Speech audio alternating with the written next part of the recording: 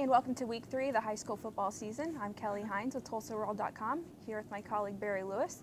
Barry, we've got some big games this week. Which one intrigues you the most? Well, we've got a potential blockbuster at Union Tuttle Stadium as Broken Arrow visits the Redskins.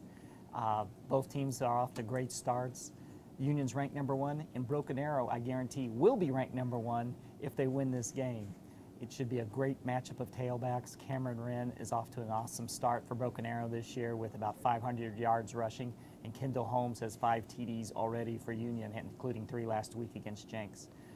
It should be a great matchup. Broken Arrow is the only team other than Jenks to have defeated Union over the last 4 years. And Kelly, you've got a good matchup too at Jenks. That's right.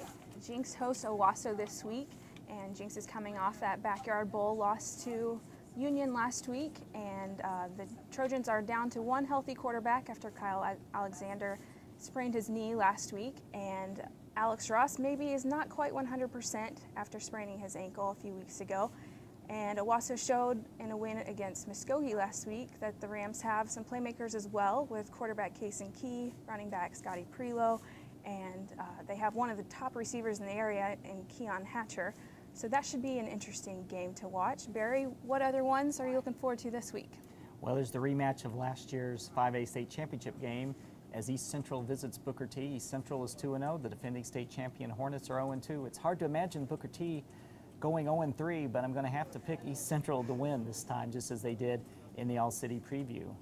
And also there's the Highway 97 rivalry, which is always good, but it's especially interesting this year as Sapulpa comes into the game 2-0, their best start since 2005. Tyler Williams doing a great job quarterbacking the Chieftains, and they'll go against Sand Springs, which has a tremendous defense this year. They're 1-1, but they've not allowed a touchdown all season long. So it's going to be quite a contrast, a great Sapulpa offense and a very tough Sand Springs defense.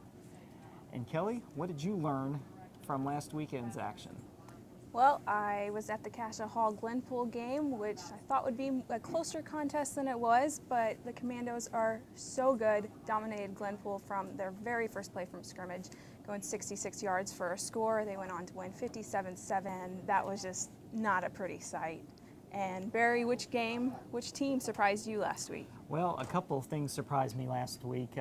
First, I never expected that we'd see a high school quarterback around here throw 70 passes in a game, but that happened at Bixby as T.J. Eckert completed 33 of 70 passes for 418 yards, an amazing performance, but it wasn't enough in their loss to Sapulpa.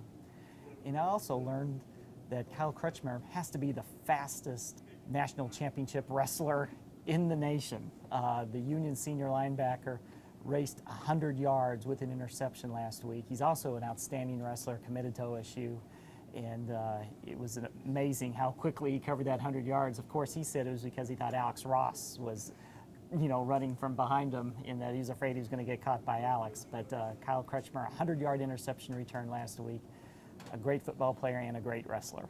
All right, that's all we have time for this week. Join us next week. For Barry Lewis, I'm Kelly Hines with TulsaWorld.com.